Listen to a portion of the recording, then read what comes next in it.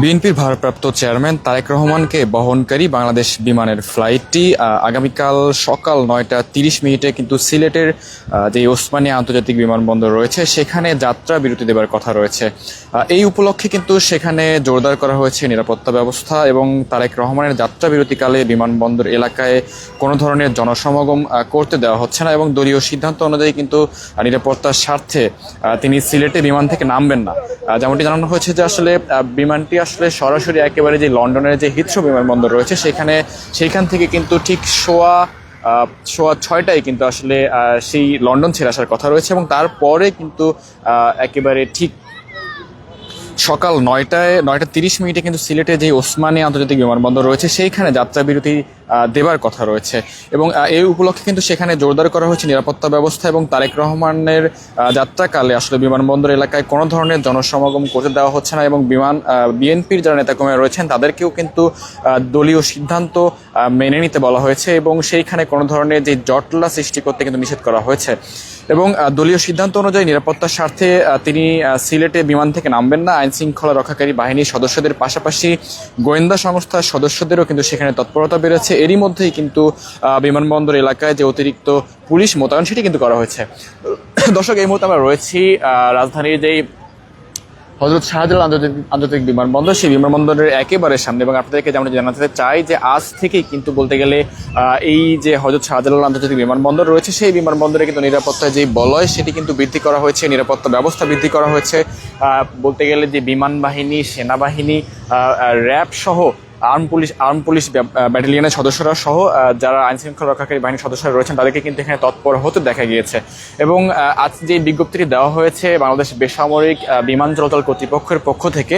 সেখানে কিন্তু বলা হয়েছে যে আসলে প্রয়োজন ছাড়া অর্থাৎ যাত্রী সাধারণ ছাড়া কেউ কিন্তু আসলে এখন বিমানবন্দরে কিন্তু প্রবেশ করতে পারবে না, এমন একটি বিজ্ঞপ্তি কিন্তু দেওয়া হয়েছে। তবে যেমনটি জানাতে চাই যে আসলে সিলেটে যাত্রা বিরতি দিয়ে কিন্তু ঢাকায় আসবেন ঢাকায় আসার কথা রয়েছে তারেক রহমানকে বহনকারী যে বিমানটি রয়েছে সেই বিমানটির এবং তবে যেমনটি জানানো হয়েছে যে ঠিক সকাল 9টা 30 মিনিটে কিন্তু সিলেটের যেই ওসমানী আন্তর্জাতিক বিমানবন্দর রয়েছে সেইখানে সেই বিমানটির অর্থাৎ তারেক রহমানকে বহনকারী বিমানটির যাত্রা বিরতি দেবার কথা রয়েছে এবং তারপরে সেইখান থেকে কিন্তু আবার ঢাকার উদ্দেশ্যে আসার কথা রয়েছে অর্থাৎ ঠিক 11টা 45 মিনিটে কিন্তু বিমানটি ঢাকার যে হযরত শাহজালাল আন্তর্জাতিক বিমানবন্দর রয়েছে সেইখানে এসে পৌঁছাবে। দর্শক, যেমন জানাতে চাই যে আসলে অনেক কল্পনার শেষে কিন্তু আগামীকাল দীর্ঘ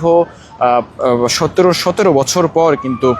নিজ দেশে কিন্তু ফিরছেন বিএনপির ভারপ্রাপ্ত চেয়ারম্যান তারেক রহমান এবং তার ফ্লাইটটি কিন্তু আজ কিন্তু ঠিক সন্ধ্যে 6:15টায় লন্ডনের যে হিথ্রো বিমানবন্দর রয়েছে সেইখান থেকে ঢাকার উদ্দেশ্যে রওনা হওয়ার কথা রয়েছে এবং সবকিছু ঠিক থাকলে বোয়িং 7879 মডেলের যে উড়োজাহাজটি রয়েছে সেটিতে করে কিন্তু আসলে আগামীকাল অর্থাৎ 25 ডিসেম্বর বেলা 11টা 45 মিনিটে কিন্তু ঢাকার যে শাহজালাল আন্তর্জাতিক বিমানবন্দর রয়েছে সেইখানে কিন্তু তার বিমানটি পৌঁছাবার কথা রয়েছে। তবে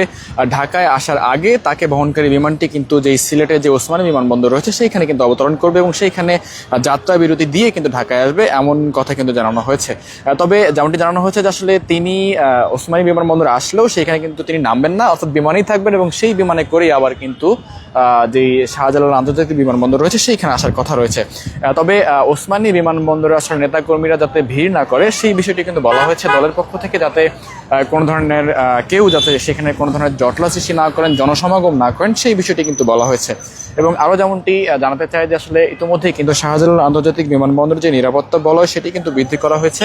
এবং বিমান বাহিনী, সেনাবাহিনী এবং অন্যান্য যে আইন শৃঙ্খলা রক্ষাকারী বাহিনীর সদস্যরা রয়েছেন তাদেরকে কিন্তু এখানে তৎপর হতে বলা হয়েছে এবং পাশাপাশি বেসামরিক যে বিমান চলাচল কর্তৃপক্ষ রয়েছে সেখান থেকে যেমনটি বিজ্ঞপ্তিতে বলা হয়েছে যেই শুধুমাত্র যাত্রী ছাড়া কেউ যেন আর প্রবেশ করতে না পারেন সেই বিষয়ে কিন্তু কড়াকড়ি যে বিষয়টি সেটি কিন্তু বিজ্ঞপ্তিতে উল্লেখ করা হয়েছে এবং আগামীকাল কিন্তু ঢাকায় নেমেই কিন্তু তিনি বিমানবন্দর থেকে আসলে যেই 300 ফিটে যেই 36 জুলাই এক্সপ্রেসওয়ে রয়েছে সেইখানে কিন্তু সমাবেশে যোগ দিবেন এবং সেইখানে কিন্তু তিনি বলতে গেলে প্রথম কিন্তু নেতাকর্মীদের সঙ্গে সাক্ষাৎ করবেন এবং তার পরবর্তীতে কিন্তু তিনি বিভিন্ন যে কর্মসূচি রয়েছে অর্থাৎ প্রতিদিনের যে কর্মসূচি সেইগুলোতে কিন্তু রাজনৈতিক কর্মসূচিগুলোতে কিন্তু তিনি অংশগ্রহণ করবেন।